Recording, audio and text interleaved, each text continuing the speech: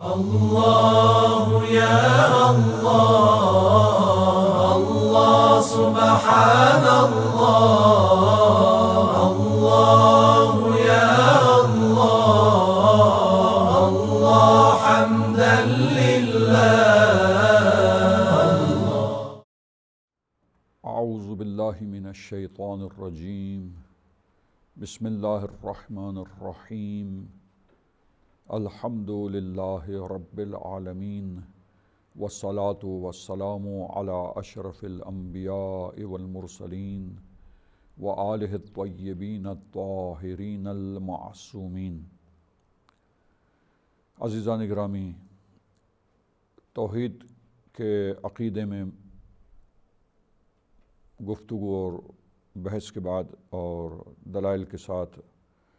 اس عقیدہ توحید پر اور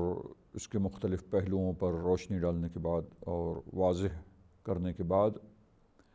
اب اصول دین میں جو مذہب امامیہ کے نزدیک اصول دین میں سے ہے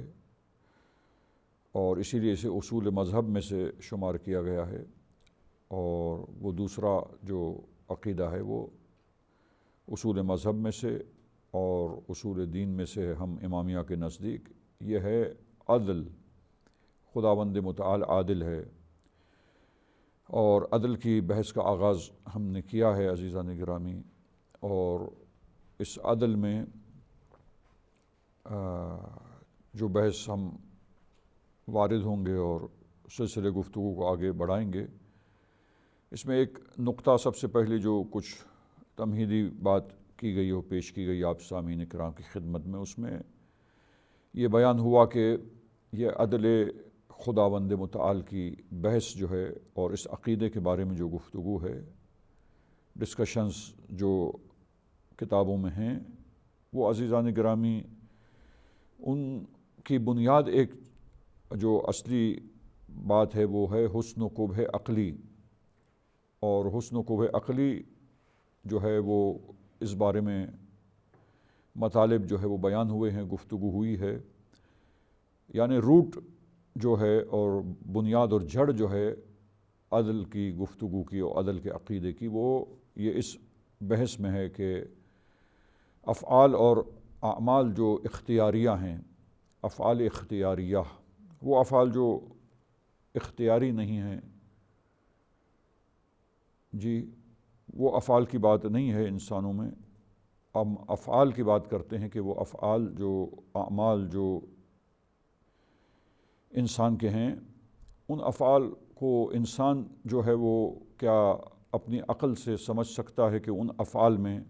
ان اعمال میں، اب وہ انسان انجام دینے والا ہو یا کوئی اور ہستی ان افعال اور اعمال کو انجام دینے والی ہو. لہٰذا یہ خداوند متعال کے بارے میں جب گفتگو ہم کریں گے اور اللہ کے عادل ہونے کی بحث اور عدل الہی کی بحث ہوگی، تو یہ خلق اور خلقت جو اللہ تعالیٰ نے پیدا کیا ہے کائنات کو عزیزان گرامی، یہ خلق کرنے میں اور پھر وہ تمام چیزیں جو موجودات عالم ہیں اور وہ نظام جو ہے، اب وہ نظام میں وہ قہری طور پر اللہ کی طرف سے قائم شدہ تکوینی نظام ہے جو چل رہا ہے. تو اللہ تعالیٰ کے عدل کے بارے میں یہ بحث عمومی طور پر آ جائے گی. صرف انسان کے جیسے افعال اختیاریہ ہوتے ہیں ایسے افعال میں محدود نہیں ہے بحث، بلکہ جب ہم عدل الہی کی بات کرتے ہیں عزیزان گرامی، کہ ایک مرتبہ انسان کے عدل کی ہم بات کرتے ہیں کہ انسان عادل ہے یا نہیں، وہ انسان کے افعال اختیاریہ سے متعلق گفتگو ہے. لیکن جب ہم اللہ تعالیٰ کے عادل ہونے کی اور اس خداوند متعال کی جو واجب الوجود بذاتہ ہی ہے، اور یہ صفت اس اللہ تعالیٰ کی ہے کہ وہ عادل ہے، تو یہ عدل الہی اور اس کے عادل ہونے کا عقیدہ اور اس کی یہ صفت، اس صفت کے بارے میں جو گفتگو ہے، تو اللہ کے سارے کام جو اللہ تعالیٰ نے انجام دیے ہیں کائنات میں، اور خلق کرنا اس کائنات کا، موجودات عالم کا عزیزان گرامی، یہ سب چیزیں جو ہے اور تمام افعال جو پروردگار عالم کے ہیں، یہ اللہ تعالیٰ جو ہے وہ عادل ہے اور عدل کے ساتھ پیش آتا ہے. اپنے تمام کاموں میں عدل کے ساتھ کاموں کو انجام دیتا ہے، عادل ہے پروردگار عالم۔ لہٰذا یہ تمام افعال جو عالم کے ہیں اللہ تعالیٰ کے، اس کے بارے میں یہ صفت پروردگار عالم کی کہ وہ عادل ہے اور عدل سے کام کرتا ہے، یہ بحث آتی ہے۔ اور اس کا ریشہ اور اس کی جھڑ اور اس کی روٹ عزیزان گرامی بتایا گیا کہ حسن و قبح عقلی، یعنی افعال آیا، بہت سارے افعال اور جو ہم یہ مشاہدہ کرتے ہیں افعال اور اعمال جو ہیں، تو یہ افعال جو ہیں آیا ذاتی طور پر حسن و قبح رکھتے ہیں یا ذاتی طور پر حسن و قبح نہیں رکھتے۔ حسن و قبح عقلی یعنی عقل کیا وہ ذاتی طور پر حسن ہیں یا قبیح ہیں، دوسرے الفاظ میں ذاتی طور پر ممدوح ہیں یا مذموم ہیں، یا ایک اور تعبیر میں یہ افعال ذاتی طور پر پسندیدہ اور اچھے افعال ہیں یا ذاتی طور پر جو ہے ناپسندیدہ اور برے افعال ہیں۔ کیا ذاتاً ان افعال میں کوئی اچھائی اور برائی ہے؟ اور عقل کیا جو ذاتی حسن و قبح یا ذاتی طور پر جو افعال کی اچھائی و برائی ہے اس کا ادراک کرتی ہے اور اس کو سمجھتی ہے کہ یہ فعل حسن ہے، اچھا ہے، اور یہ فعل ممدوح ہے، پسندیدہ ہے، اور یہ کام کا کیا جانا جو ہے وہ ضروری ہے عقل کے نزدیک، اور اس کام کے انجام دینے والے کو کیا عقل سمجھتی ہے کہ وہ مستحق ثواب ہے، اجر کا استحقاق رکھتا ہے، حقدار ہے کہ اسے اجر دیا جائے، ثواب عطا کیا جائے۔ عقل کیا ضروری سمجھتی ہے اس فعل کے انجام دینے کو، اور اس فعل کے فاعل کو کیا ممدوح اور قابل اجر اور ادراک اس مطلب کو کرتی ہے کہ اس کو جزا عطا کرنی چاہیے اور اس سے اجر ملنا چاہیے۔ اور اسی طریقے سے افعال کے ناپسندیدہ ہونے کو، مذموم ہونے کو، قابل مذمت ہونے کو، برے ہونے کو کیا عقل جو ذاتی طور پر ان کا قبح اگر ہے تو اس کو ادراک کر کے یہ عقل سمجھتی ہے اور فیصلہ کرتی ہے کہ چونکہ یہ برے کام جو ہیں یہ ذاتی طور پر برے ہیں، ان کاموں میں ذاتاً برائی ہے، ان کے اندر ہی برائی ہے اور برے ہیں یہ کام، اور عقل اس کو سمجھتی ہے، لہٰذا عقل یہ ادراک کرتی ہے اور فیصلہ کرتی ہے کہ اس کام کو جو ناپسندیدہ ہے نہیں کیا جانا چاہیے، اور اگر کوئی ہستی اس کام کو انجام دے تو وہ قابل مذمت ہے اور اس کو سزا دی جانی چاہیے اور اس کا مؤاخذہ کیا جانا چاہیے۔ یہ ایک اہم چیپٹر ہے، ایک اہم ڈسکشن ہے عزیزان گرامی، اور یہ اسی پر دار و مدار ہے، یہ عدل الہی کی بحث کا، عدل الہی کی بحث موقوف ہے اسی پر کہ اب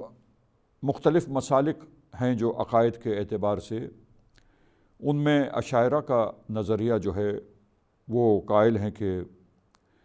افعال جو ہیں وہ ذاتی طور پر وہ حسن و قبح نہیں رکھتے، ذاتی طور پر ان میں کوئی اچھائی اور برائی نہیں ہوتی، بلکہ ہر وہ کام جو ہے اچھا ہے کہ جس کو اللہ تعالیٰ اور شارع اچھا قرار دے دے اور کہہ دے کہ یہ کام اچھا ہے تو وہ اچھا ہو جائے گا، اللہ تعالیٰ کے کہنے کی وجہ سے اور اللہ تعالیٰ کے حکم دینے کی وجہ سے کہ تم اس کام کو کرو، جب اللہ نے حکم دیا اور اللہ نے کہا کہ یہ اچھا کام ہے وہ اچھا ہو جائے گا۔ اور اسی طرح اللہ جس کام کو کہہ دے کہ برا ہے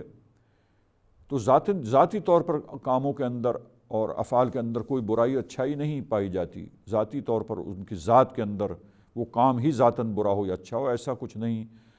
اشاعرہ کہتے ہیں، ان کے اسکالرز کہتے ہیں کہ یہ بیان کرتے ہیں اپنی کتابوں میں کہ وہ کام جس کو اللہ کہہ دے کہ یہ ناپسندیدہ ہے اور برا ہے، وہ اللہ کے کہنے کی وجہ سے اور شارع کے یہ حکم دینے کی وجہ سے، خدا کے حکم دینے کی وجہ سے کہ ان کاموں کا انجام نہ دو، ترک کر دو، وہ کام برا ہو جائے گا۔ یعنی خود ذاتی طور پر افعال اور یہ کام جو ہیں وہ کوئی کام ایسے نہیں ہیں، افعال ایسے نہیں ہیں جو ذاتاً ان کے اندر حسن و اچھائی پائی جائے یا قبح اور برائی پائی جائے۔ یہ ان کا نظریہ ہے، اور ان کے نظریے کے مقابلے میں مکتب امامیہ اور مسلک عدلیہ کا نظریہ اور عقیدہ جو ہے وہ یہ ہے کہ اللہ تعالیٰ جو حکم دیتا ہے اپنے بندوں کو، اپنی مخلوق کو، تو جب اللہ تعالیٰ کا حکم آتا ہے کہ یہ کام کرنا ہے اور اس کام کو ترک کرنا ہے، یہ احکام اور اوامر النواہی، جیسا کہ توحید میں بھی ابھی جو گفتگو گزری ہے، وہاں وحدانیت اور توحید جو ہے اس میں یہ بات گزر گئی کہ تدبیر میں بھی توحید ہے اور تشریع میں بھی توحید ہے، یعنی ربوبیت کے اندر بھی توحید ہے اور تشریعی ربوبیت میں بھی توحید اور وحدانیت ہے۔ لیکن یہ ایک مسئلہ اپنی جگہ پر زیر بحث ہے کتابوں میں اور مختلف مسالک کے علماء کے درمیان کہ آیا یہ افعال ذاتی طور پر کہ اللہ حکم کرتا ہے انجام دینے کا اور حکم دیتا ہے ترک کر دینے کا، ابھی ہم احکام الہی سے ہٹ کر یہ دیکھنا چاہتے ہیں کہ افعال خود ذاتی طور پر اور اساسی طور پر خود اپنے اندر ہی حسن اور اچھائی رکھتے ہیں اور ذاتی طور پر یہ افعال برے ہوتے ہیں یا نہیں۔ تو ہمارا یہ نظریہ ہے امامیہ کا اور مکتب عدلیہ کا کہ جی ہاں جناب، افعال ذاتی طور پر اشاعرہ کے مقابلے میں ہمارا نظریہ یہ ہے کہ افعال ذاتی طور پر اور اساسی طور پر خود ہی اپنے اندر حسن اور قبح رکھتے ہیں، اور عقل جو ہے اور شعور کی نعمت جو ہے یہ عقل انسانی یہ ادراک کر سکتی ہے کاموں کی اچھائی کو کہ یہ اچھے کام ہیں ذاتی طور پر، یہ برے کام ہیں ذاتی طور پر۔ تمام افعال اور کاموں کی نسبت عقل اتنی صلاحیت نہیں رکھتی اور استعداد نہیں ہے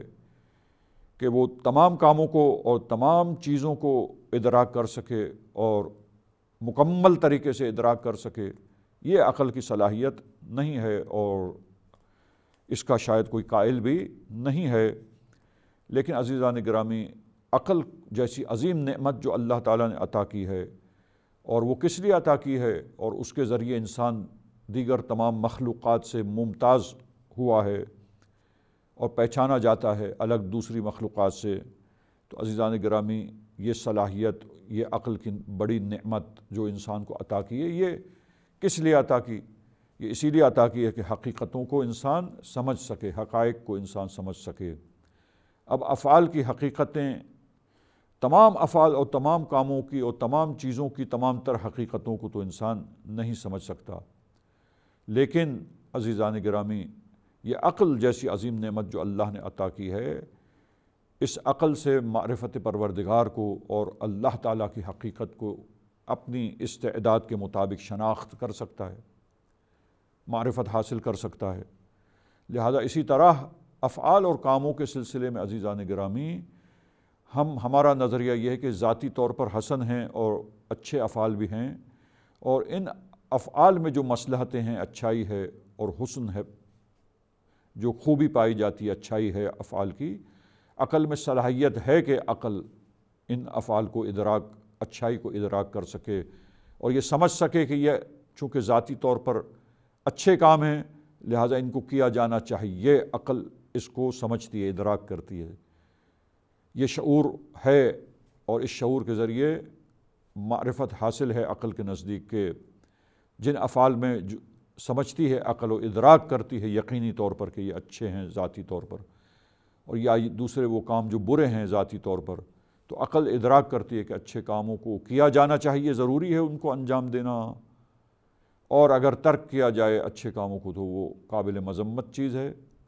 اور اچھائی کو انجام دینے والا قابل تعریف ہے اور اس کو اجر ملنا چاہیے۔ یہ عقل سمجھ رکھتی ہے اور ادراک رکھتی ہے اور اس چیز کو سمجھتی ہے اور اس پر یقین حاصل کرتی ہے۔ اور اسی طرح برے کام جو ہیں ان کی برائی کو، ذاتی برائی کو، کافی کاموں کے ذاتی برائی کو عقل ادراک کر سکتی ہے، تمام کاموں کی نہیں لیکن بہت سارے کاموں کی ذاتی طور پر جو ان میں برائی اور قباحت ہے اور ان میں جو مذموم ہونا ہے ان کا، تو ان کی برائی کو اور ان کی قباحت کو اور وہ مفسدہ دار کام جو ہیں جن میں مفسدہ و نقصانات ہیں، ان کے برے ہونے کو ادراک کرتی ہے کافی کاموں کے، اور یقین کے ساتھ، اور جب ادراک کرتی ہے تو یہ فیصلہ کرتی ہے کہ ان کاموں کو چھوڑ دیا جانا چاہیے، انجام نہ دیا جائے، ان کاموں کو ترک کیا جائے، اور اگر کوئی ان کاموں کو انجام دیتا ہے تو وہ قابل سزا ہے، اس کو مواخذہ کیا جانا چاہیے، اس کا مواخذہ ہونا چاہیے۔ تو عزیزان گرامی، یہ اشاعرہ کا عقیدہ کہ جو افعال میں ذاتی طور پر حسن اور قبح کے منکر ہیں اور انکار کرتے ہیں اور کہتے ہیں کہ نہیں، افعال ذاتی طور پر حسن یا قبیح نہیں ہوتے، پسندیدہ اور ناپسندیدہ نہیں ہوتے، ان کی ذات میں بذات خود ان کے اندر کوئی حسن اور اچھائی یا قبح اور برائی موجود نہیں ہے، بلکہ اللہ جن کاموں کا حکم دے اور جن کو کہے اچھے ہیں وہی اچھے ہیں، اور اللہ تعالیٰ جن کاموں کو کہے برا ہے تو پھر وہ اللہ کے کہنے کی وجہ سے وہ کام برے ہو جائیں گے، اور ان میں ذاتی طور پر خود ہی کوئی برائی موجود نہیں ہے، کیونکہ اللہ نے کہہ دیا برے ہیں اور اللہ نے حکم دیا ان کو ترک کرو لہٰذا برے ہیں۔ اور عدلیہ کا نظریہ یہ ہے کہ افعال جو ہے وہ ذاتی طور پر ان میں اچھائی اور برائی ہے، ذاتی طور پر ممدوح اور مذموم ہیں، لہٰذا ان کے اندر جو اچھائی اور خوبی ہے ذاتی ہے، ان میں ان کی ذات میں بذات خود اچھے ہیں، لہٰذا عقل سمجھتی ہے جب ان کی اچھائی کو ادراک کرنے کی صلاحیت رکھتی ہے، سب کاموں کی نہیں عزیزان گرامی، اور اسی طرح ہر کام کی تہ تک نہیں، لیکن بہت سارے کاموں کی جو خوبی ہے ان کو ادراک کرتی ہے اور سمجھتی ہے کہ ان کو انجام دیا جانا چاہیے، اور اگر انجام